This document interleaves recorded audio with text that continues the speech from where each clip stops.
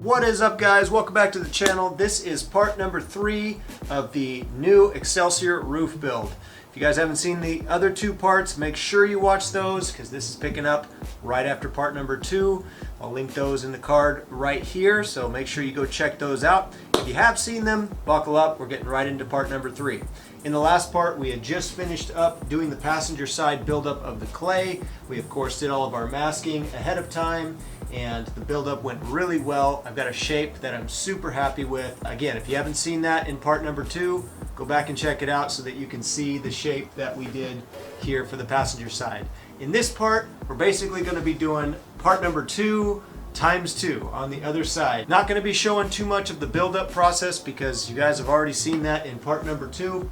It's going to be the same exact thing, but I'm just going to go over a couple of things before we get started on that side, just as refreshers because it's very important information. All right, here we are on the driver's side now. This is going to be our place of work for the next several hours. Probably going to take me another day or so to do this whole side.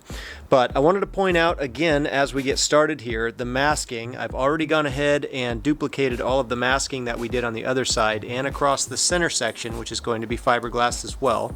This is all masked up really well, particularly over the plastic and rubber trims. I made sure to cover that in the first part, but I just want to re-emphasize, make sure that you're covering all of the plastic trims. The other thing is that as I got the tape up to the edge around the roof line here, I made sure to press that tape in to the crease there as tightly as I possibly could. I didn't just lay the tape over, which would create this little bubbled area over the top where it goes from this section of the roof onto the little raised rubber, leaving this little channel. You want to minimize that channel as much as possible and really press that tape into the creases on all sides, on the side here, in through the front, especially in through like the corner right here. Press that tape in there really good. The reason for that is because as you go down and lay your fiberglass, you want the fiberglass to lay as closely down onto the roof as possible. Because if you have that little channel that's trapped under tape, the fiberglass is not going to get into that channel. It's just going to lay down, it's going to lay flat. So when you remove the tape and try to put the fiberglass down, it's not going to be actually making contact with the roof, and that's not good. You want as much contact area as you can possibly get with the fiberglass to the roof. So you really want to make sure that you're tucking your tape into the channels as much as possible so the fiberglass can fit into the roof like a puzzle.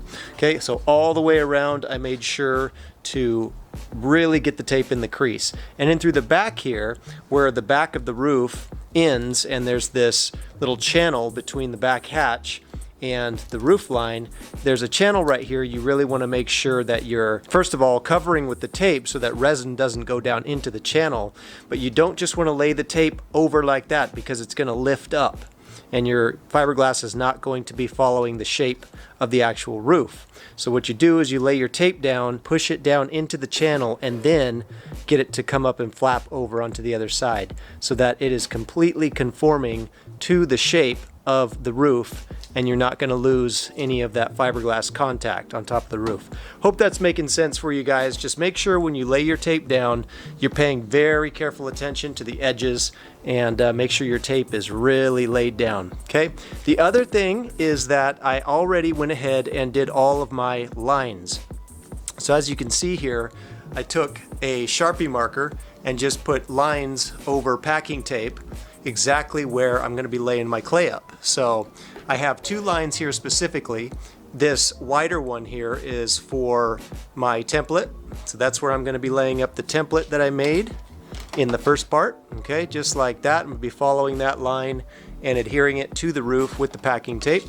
And this one here is where the inside part right here on the passenger side comes up to right here.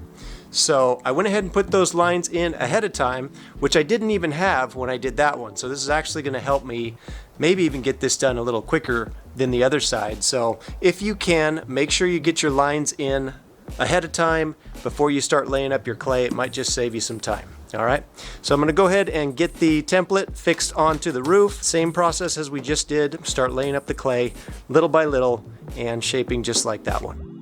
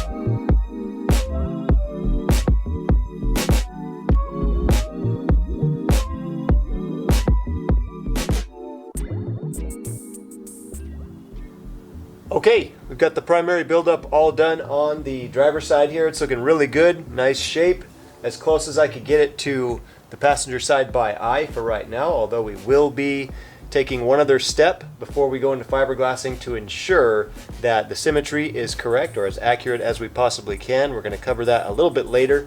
For right now, all that's left to do on the driver's side here is to fill in this intersection, just like we did on the passenger side over there. We got to create that little intersection that connects the main hump here to the center of the roof. So I'm going to go ahead and get started on that right now.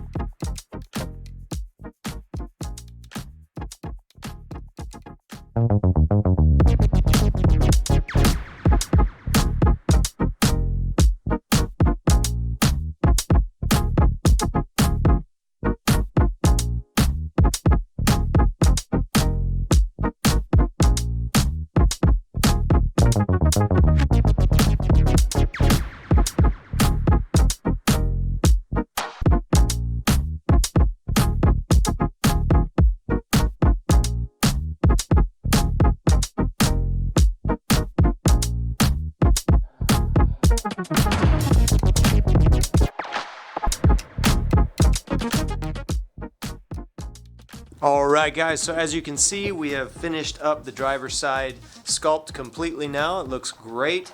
I did the best I possibly could by eye and by using just the simple geometry of the shape to really get it matched from one side over to the other. It's looking super close in size and shape. I'm very happy with it. But just to be sure, we're going to take an extra step and we're going to do a very simple trick to try and match the symmetry of both sides as perfectly as we possibly can. And what we're going to be doing is making symmetry ribs. Now, symmetry ribs can be made in a bunch of different ways. You can make them with fiberglass or you can use paper like what I'm going to do this time. But essentially what they're going to do is they're going to capture the shape of one side of the design, and then you're going to be able to use those templates to lay them over onto the other side to see if you need to either remove or add some clay to capture the exact same shape. And the way we're going to make these is, as you can see here, I've gone ahead and taken some measurements from the back line here at the back of the roof. I just used my L ruler here and I took a measurement from the back line, and I did about approximately 6-inch lines all the way through to the front of the roof right there. And so I made these lines as perfectly straight as I possibly could. Then I went ahead and laid a strip of packing tape over each one of the lines just to help solidify the clay a little bit more, because then what we do is we go back in with our handy dandy contouring tool and we lay this up against the lines here.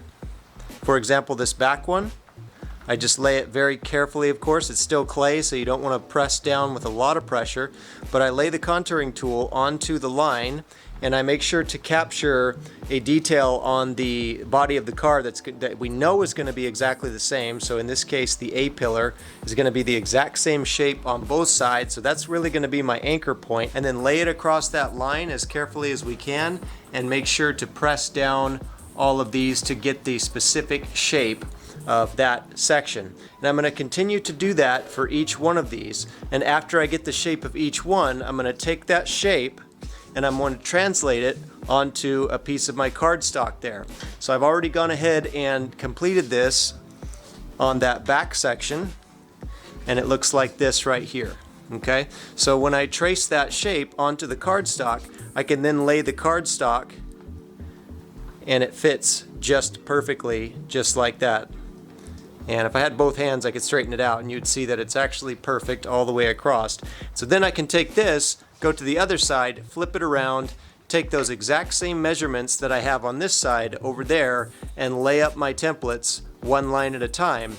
And if I see any gaps or any buildup of clay where this is not sitting exactly the way that it sits here, I can make those adjustments in the sculpt on the other side. So we're going to go ahead and do that. This is the old school way to go about it, and it's just the best way to capture perfect symmetry.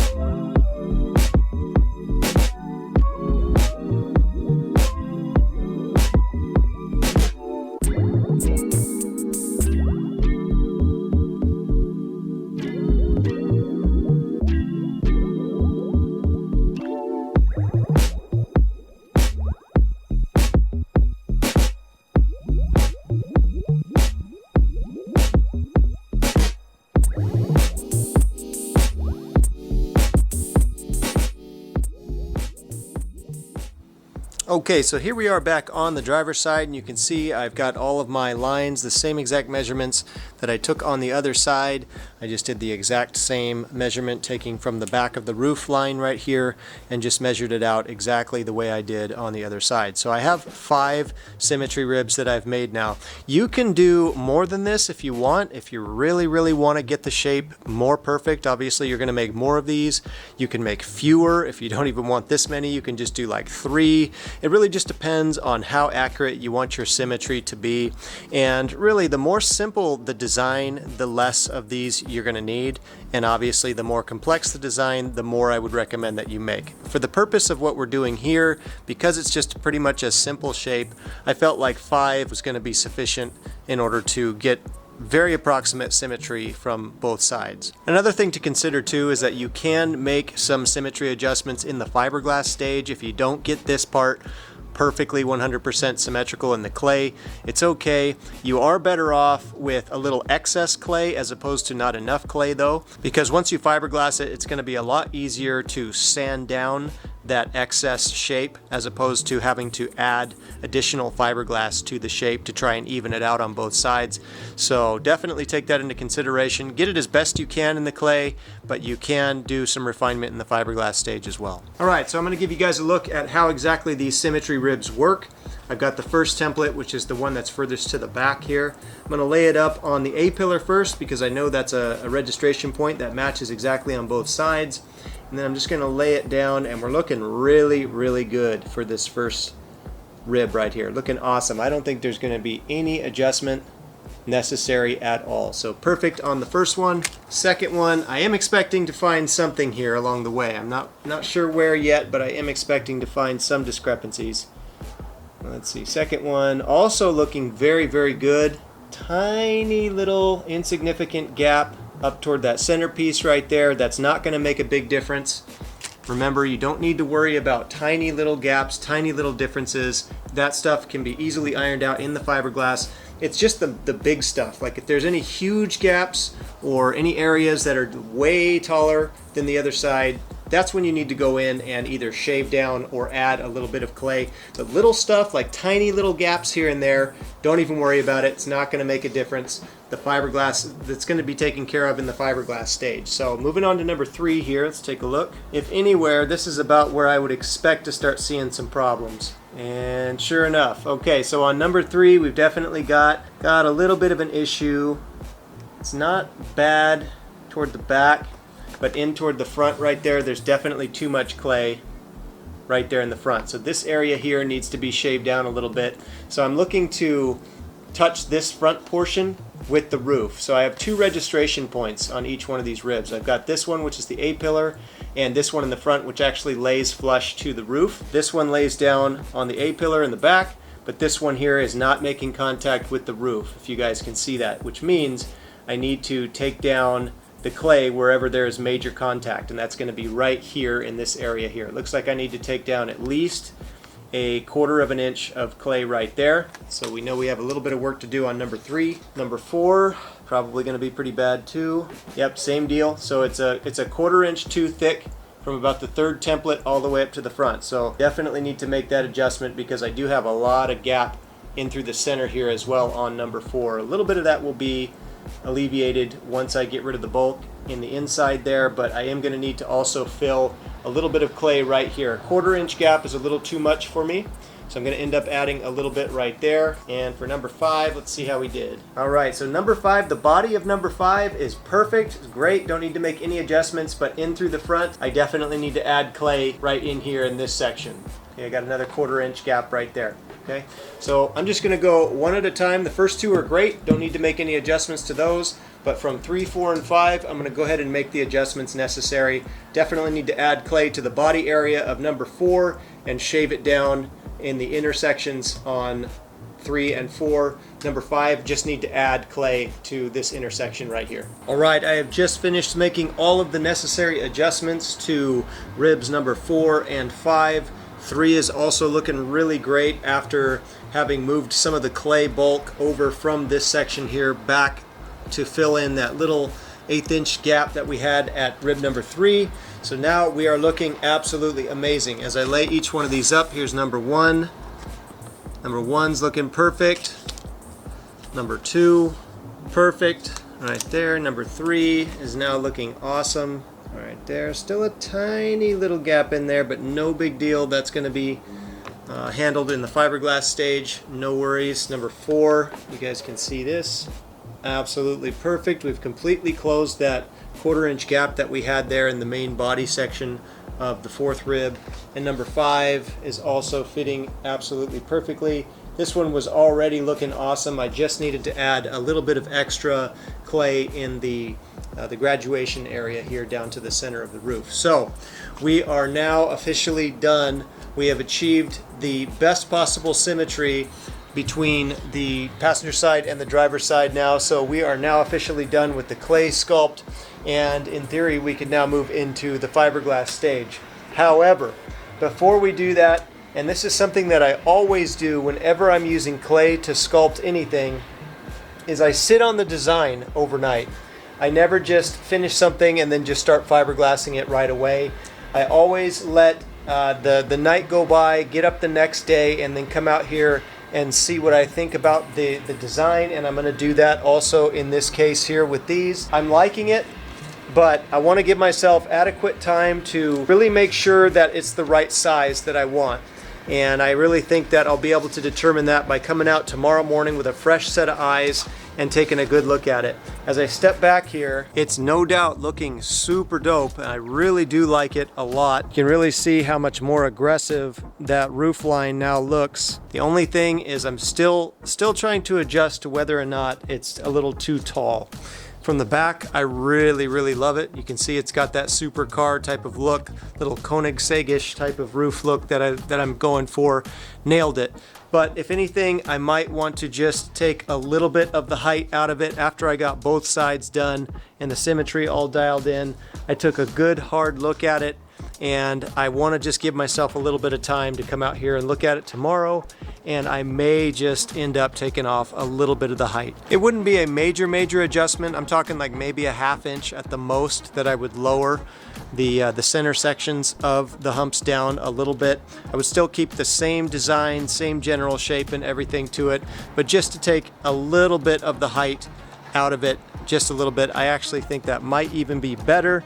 So I'm gonna come out here tomorrow and take a good look at it and determine if I wanna do that. So as I said when we got started, you guys are just coming along for the journey with me on this. This is the first time I've ever designed a new roof, so inevitably there was gonna be a little bit of trial and error with it, be it in the design or in the process of making it. I think that at this point I'm leaning more towards removing about a ½ inch worth of height from the design, and I think it will look even better. But everything that you have seen thus far in the process, from getting all of the shape and all of that, it's just going to be exactly the same. I'm not going to be changing the technique of doing this at all.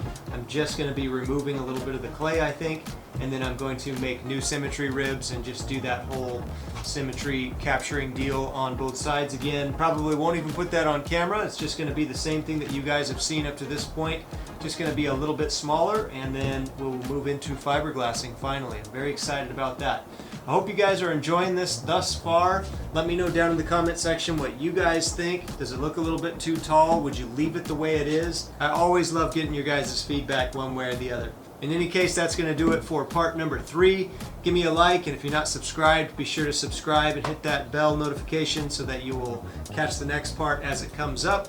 Hope you guys are getting some kind of value out of this. If you want to do something like this, you definitely can. You don't need to be a pro. It's a lot easier than you think. It does take time, but you can do it. So I hope this is helping you guys and that you're enjoying it. Stay tuned for part number 4. I'll see you guys soon. Peace out, and God bless.